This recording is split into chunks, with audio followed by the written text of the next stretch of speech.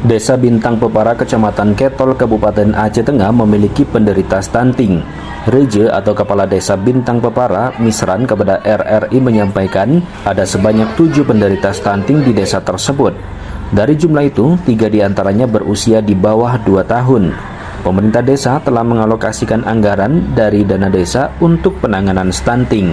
Kami sampaikan apakah juga bahwa desa memang menganggarkan untuk stunting juga di bagian-bagian kesehatan juga kayak posyandu, posyandu kan. Bahkan secara khusus stunting terpisah juga kami anggarkan kemarin Pak. Sistemnya untuk makanan tambahan aja gitu Pak. Artinya untuk kebutuhan makanan pokoknya lah. Dan itu pun hasil musyawarah kemarin, kira-kira obat stunting ini untuk menurunkan angka stunting itu apa yang dibutuhkan gitu kira-kira.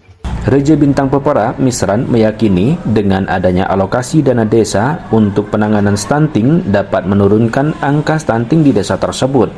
Ditambah lagi saat ini desa Bintang Pepara telah memiliki bapak asuh stunting yang dilakukan oleh RRI Takengon. Hal itu menambah motivasi desa untuk meningkatkan angka kesembuhan stunting. Sebelumnya RRI Takengon menyalurkan paket kebutuhan makanan bagi penderita stunting di Desa Bintang Pepara, Kecamatan Ketol, Kabupaten Aceh Tengah.